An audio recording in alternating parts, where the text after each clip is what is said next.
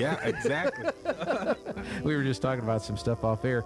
County Commissioner John Henry is with us. County Commissioners met yesterday. We did. You said kind of a light agenda. It was a very light agenda yesterday, yeah. So, the other thing, it's always nice to see, but Allsup's Corporation did give a donation to the sheriff's office. So we always like to recognize all those folks because there's a lot of them. Both sides are very lucky to get the amount of donations we have, the folks that pour into the city, whether it be and county through police and fire or a lot of other spots as well. So obviously Artesia is even luckier because we have some help with some major projects down here as well. So, but it's good to see that. We always appreciate when local businesses give back to those industry or those groups that affect them so greatly. So Sheriff's Cage did take that donation, so that was great. We really appreciate it, like I said. And really, that kind of summed up the big part of the meeting. In our comments, again, we had lots of comments, which we've talked about, and I know people are sick and tired of hearing it, but a lot of our comments, again, were geared around energy, how that's affecting folks, how it's affecting their bills, how it's affecting. And so we did have not discussion, but comments on that, and each of us had kind of our different thought. And I know we've talked about it every single time for weeks now, but it's just crucial that base load is disappearing. And what we're really worried about is when that does, it's our most vulnerable citizens that get hit pretty hard with that. Right now, your electric bill's higher, your food price is higher, gas is higher, everything is higher. So what do you do? And so I think that's a real concern for New Mexicans right now, and especially on this side of the state for us, because that's who we represent. Yeah. We want to keep talking about it. You mentioned the sheriff, and we had Congresswoman Harrell on in the 7 o'clock hour, and she briefly touched on the open border and the drugs. And right. We mentioned that getting ready for trick-or-treating, and now parents, it used to be all you had to worry about was razor blades. Razor blades, yeah. Now it's rainbow fentanyl. Yeah. What does the sheriff did that come up at all, or in his report about drug situation coming through Eddy Not County? yesterday. It did come up in the last. I think it was the last meeting. One of the last meetings. It did come up, and obviously, like I said then, we've got an incredible task force around here that does an amazing job, and catches a lot of that. And so, hopefully, obviously, it's not going to deter everybody, but I'm hoping that because of this, the drug task force that the sheriff has and runs through here, it makes people go around us, which still isn't good. You would hope it would stop everywhere, but it's not, unfortunately, as long as that border's open.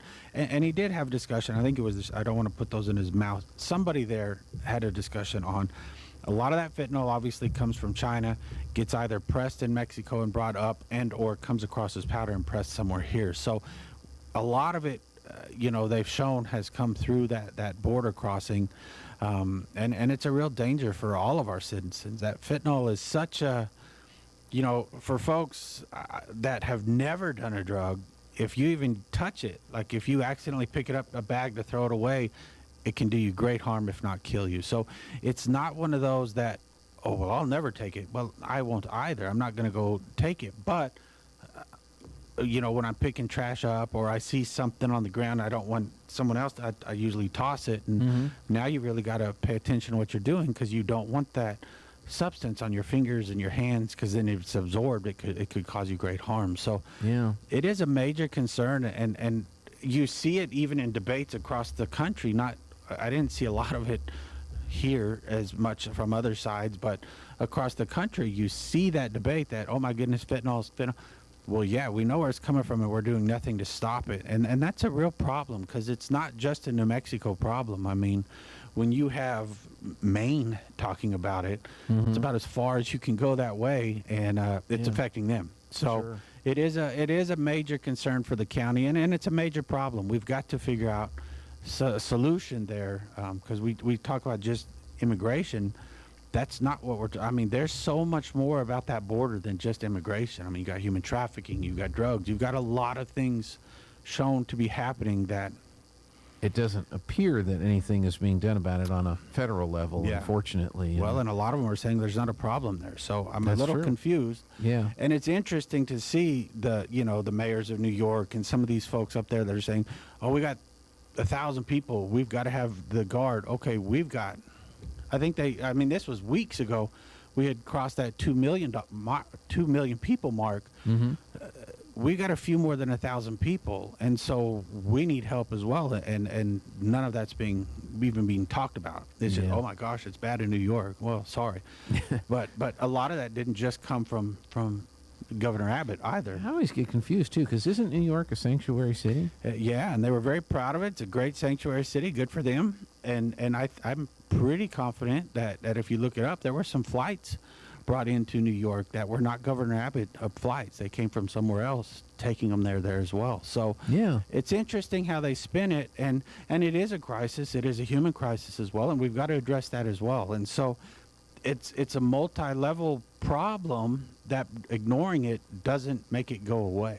Now, tomorrow is the Carlsbad Mayor's Oil and Gas Summit, and I'm sure the county will have a presence there. Right. A lot of big oil and energy production executives from around the country are going to be there. Right.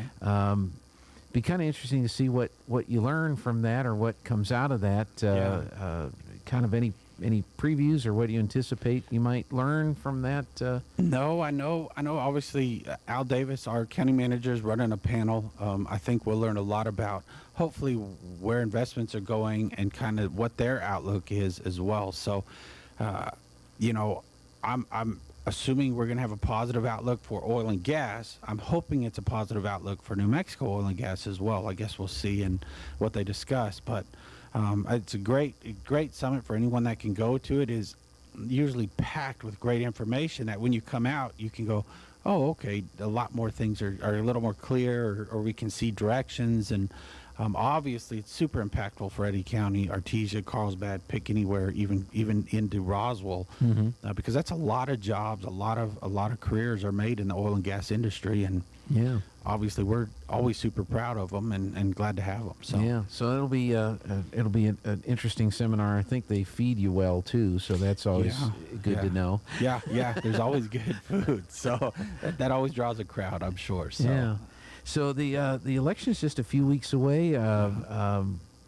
Being in your elected positions, you probably find out when some of these folks are coming through town. And Yeah. does it look like Eddy County is getting paid attention to by some of these people running for some of these statewide offices? Yeah, I think so. We've had some good little roundtables and different kinds of opportunities to meet candidates, and it looks like they've been taken advantage of. I mean, there have been quite a few folks at every one of them I've been at.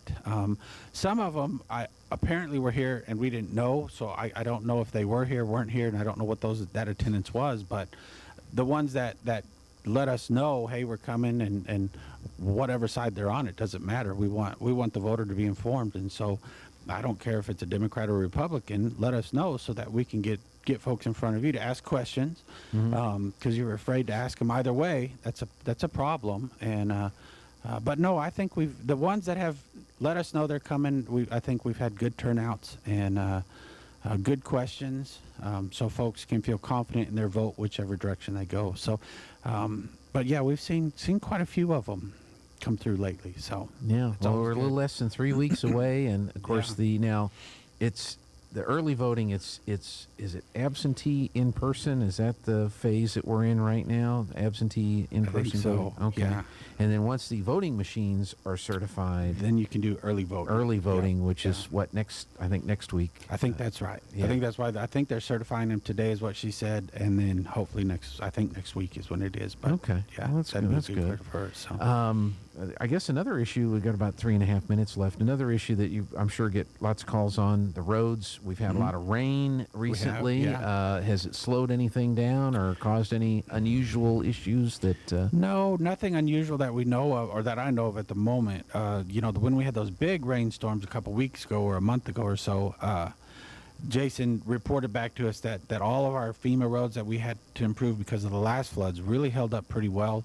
There were a few things that they had to tweak and they're still working on, but overall, I think the road system in the county held up well. Obviously, there's going to be folks out there. We've talked about it a number of times that, well, my road's terrible. I get it. There's still some bad roads out there. We're trying to get to them all as quick as we can.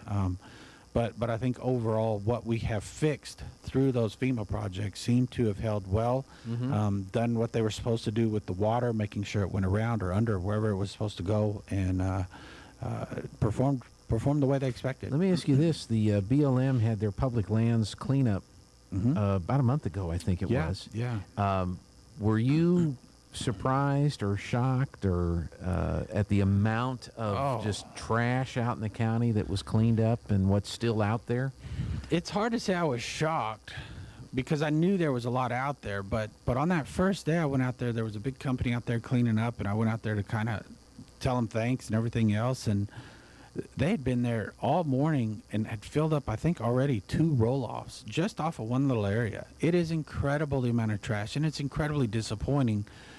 That takes more effort to drive it all the way out there to dump it than it does to use all the roll-offs. I mean, the county has tried to bring in more roll-offs, more stations for you to go throw it away. I mean, everything is there. You can throw your tires away now, whereas I know in the past you couldn't. I mean, we've done everything we possibly could to say, just throw it here. It's easier. But instead, they want to travel down dirt roads and hide behind ditches or in ditches and throw it out there. Come on, man. That takes a lot more effort. I don't understand why folks do that. But no, that's a shocking. We knew it was out there, but when you see it, you're like, oh my goodness. Yeah. It was then and some. I think Carlsbad won the Golden Tire Award. Yeah.